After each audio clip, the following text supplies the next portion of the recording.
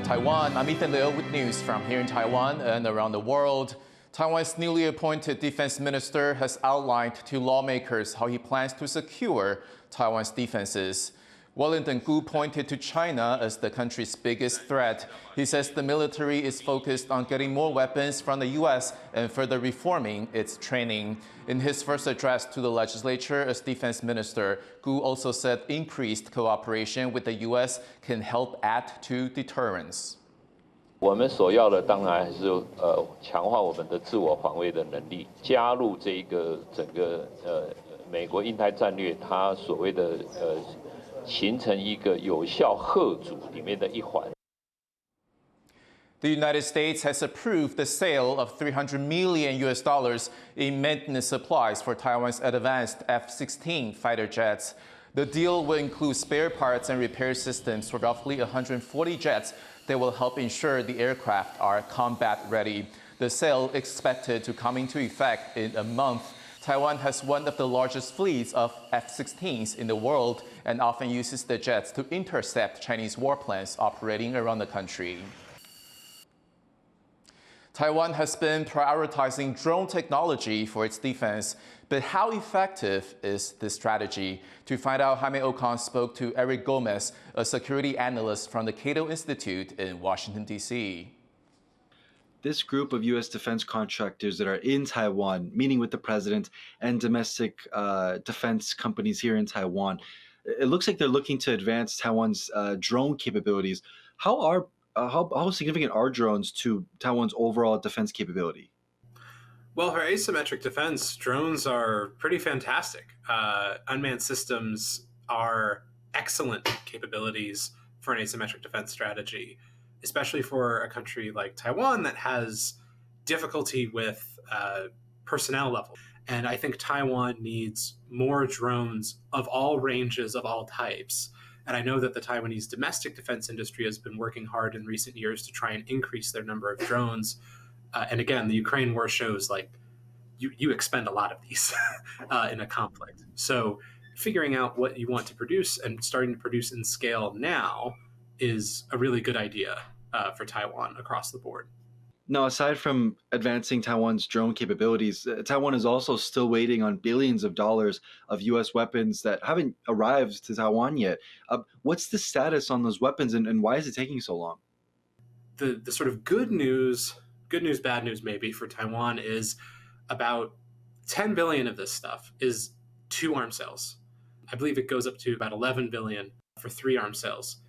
The HIMARS, the Abrams tanks, and F-16s. By the end of 2026, assuming there are no new delays, those 3 packages should be delivered in full.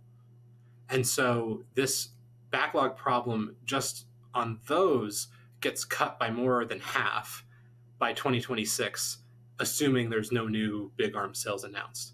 So the first issue is trying to find this. The second issue is, well, why does it exist? And I can't give you a simple answer. Unless we have more information, it's really hard to know where the problem is coming from. But I think there are 3 potential candidates. There's the US government, the Taiwanese government, and the US defense industry. The US government might be a problem with delays depending on how long it takes them to get certain things done bureaucratically on their end. Ditto for the Taiwanese. And in terms of urgency, there's this famous Davidson window of 2027 when China could be able to conduct an attack, but is not saying that it will conduct an attack.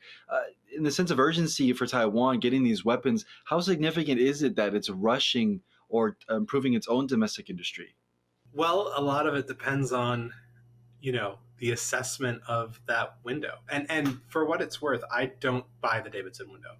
I don't think that Xi Jinping has a date in mind. I don't think the PLA has a date in mind. Yes, they have been practicing these sort of operations around Taiwan, but they're in the midst. They're about 10 years into a big, defense reform effort. So I think the good news for Taiwan is that there is time, right? That was Eric Gomez, a security analyst from the Cato Institute, speaking with Jaime Ocon. Taiwan's cabinet is sending back several controversial amendments that would give the legislature more oversight power. 本次提出复议的目的，绝不是要升高朝野对立与冲突，而是希望透过宪政运作的过程，请立法院借由再次审议法案的内容，找出符合宪法以及国家利益的最大共识。 The amendments were passed in late May by the opposition-controlled legislature and expand the legislature's power to supervise the government. But the cabinet says they muddle the separation of powers and calls them unconstitutional and undemocratic. Lawmakers will vote within 15 days on whether the amendments will be reviewed or kept as is. U.S. business leaders are urging Taiwan to adopt international standards to make it easier for foreign firms to do business in Taiwan. In its annual white paper, the American Chamber of Commerce called for more transparency in Taiwan's regulatory practices.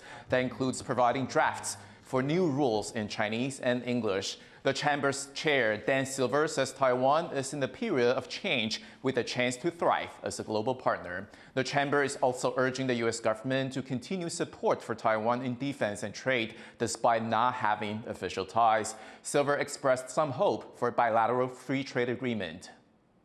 With the 21st Century Initiative on its way to completion, with the strong bipartisan support for Taiwan in Congress, there is a prospect that a bilateral trade agreement could be in the offing sometime in the future. Taiwan may soon see the country's first ever teacher strike. Teachers working for the British Council of Taiwan's English language centers say they haven't gotten a pay raise in 20 years. The British Council is a cultural outreach institution founded by the UK government with operations in over 100 countries. Negotiations with the council were unsuccessful, and the teachers' union will vote next week on whether to strike. Years pass, the teachers are frustrated, and now 20 years, food and housing have increased so much, they're increasing so quickly in cost, and we're still waiting. Rights groups say Taiwan isn't doing enough to stop the abuse of migrant workers on long-haul fishing boats. The issue is a blot on the country's otherwise relatively strong human rights record, with reports of punishing work hours as well as verbal and physical abuse at sea. Zhang Mentrist reports. It's year 2 of a 4-year plan to clean up abuses in Taiwan's deep-sea fishing fleet. Mistreatment of the Southeast Asian migrant workers that keep the fleet running has attracted international attention and threats of sanctions from the U.S. and EU. But while Taiwan's plan addresses issues like wages, NGOs say major questions remain. One is whether the plan does enough to prevent forced labor. 法规仍然允许渔船在海上停留高达10个月的时间哦。相对来讲，国际劳工组织已经把3个月作为强迫劳动的一个警讯。 Restricted internet access for fishers is another issue. Just 98 ships, 10% of Taiwan's distant water fleet, have onboard Wi-Fi. And rights groups say the recommended allowance of 3 hours access per day is not enough. A lack of access to the outside world is something fishers themselves say takes a serious toll on them. Karena pengalaman selama ini kan, saya pernah juga sampai lebih 10 bulan. Kita juga kadang kalau nggak ada komunikasi itu, fishmandis kita itu benar-benar terganggu.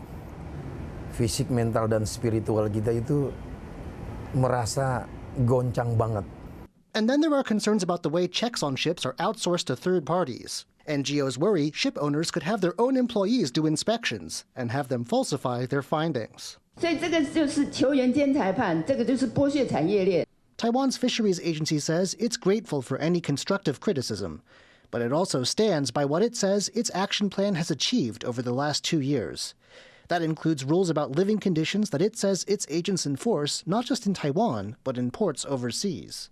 我们当初就调整提高薪水，从450块美金1个月提高到550块美金。那目前也在持续检讨怎么样再去提升他们的相关待遇。那在整个那个工作时间的部分，因为过去蛮多人批评在台湾的远洋渔船工作时间都是超过正常的工作时间，所以我们要求在船上你必须建立你的工时登记。But NGOs say they will keep the pressure on the government to ensure Taiwanese fishing operators respect the rights of their crew members. Chris Ma and John Van Trieste for TaiwanPlus. Rescue workers have managed to save a pilot whale that beached on Taiwan's southern coast. An emergency team was tipped off by the Coast Guard and found a short-finned pilot whale still breathing and with a stable heartbeat. It has been sent to a whale rescue center for further evaluation. Adult pilot whales can grow to up to 6 meters in length and weigh 3 tons. This individual is still a juvenile at just under 3 meters long. For centuries, Himalayan honey hunters have scaled steep cliffs to harvest honeycomb. But in recent years, climate change has started to threaten this tradition. Wesley Lewis has the story. Perched on a precarious cliff face, these villagers in the heart of Nepal's Himalayas are known as honey hunters. Using smoke, they clear away swarming giant honeybees and scale the cliffs with bamboo rope ladders. Then they use long blades to slice off chunks of honeycomb. This unique honey is known as mad honey because it contains intoxicating elements that cause hallucinations. Honey hunting is a centuries-old tradition here, but this year, hunters say they've noticed fewer bees. जेट लगाएपछि मह काट्ने सुरु गर्छ अलिअलि पैसा त आउने भयो भनेर सुरु गर्नु लागेको त मह आउँदै आएन यसपालि के भयो न त्यो पानी नभएर नआओ यी रुट ढाल्दिएर नआओ यी पर्दा अलिअलि आथ्यो अहिले साल त 10-12 नै आएन सर के गर्ने होला भन्दै सोचिरा गाउँले सबै सोचिरा. Twice a year, local villagers embark on honey hunting expeditions. The custom is significant for the region's indigenous Gurung and Magar communities. It helps them maintain their cultural identity and allows them to pass down ancestral knowledge from generation to generation. Villagers say their ancestors knew how to properly maintain the area's honeybee population and that current conditions aren't ideal.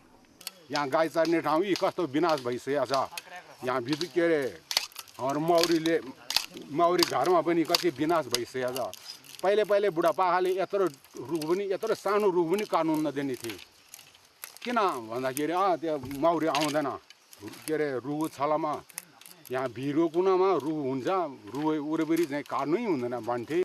Villagers have started to worry that the decline of the honeybee population indicates larger environmental problems. And local scientists have also weighed in. They say unusual weather patterns fueled by climate change are putting stress on bee colonies. Climate change affecting the Himalayan cliff bee in multiple ways. For example, too much rain, too little rain, erratic and intense rain, long dry spell, heat and cold.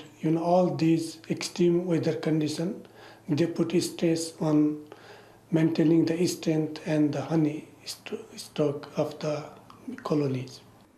Scientists also say the erratic weather has impacted bee pollination. Fewer flowers are producing nectar at the right time, which means honeybees have less to work with. Similarly, the change in the crop phenology, this means early flowering, late flowering, untimely secretion of nectar, this also affects the honey production of the bees. Honey hunting is not only a time-honored tradition in this remote region of Nepal, it also allows the hunters to supplement their mostly agricultural income. But as Himalayan bees produce less and less honey year after year, villagers are already grappling with the sting of climate change. Howard Zhang and Wesley Lewis for TaiwanPlus. Thank you for watching What's Up Taiwan. You can visit the TaiwanPlus website and follow our social media for more stories from Taiwan and around the world. Finally, take a look at this exhibition in Amsterdam, showcasing the personal impact by Nazi occupation in the Netherlands from 1940 to 1945. I'm Ethan. Take care, and I'll see you next time.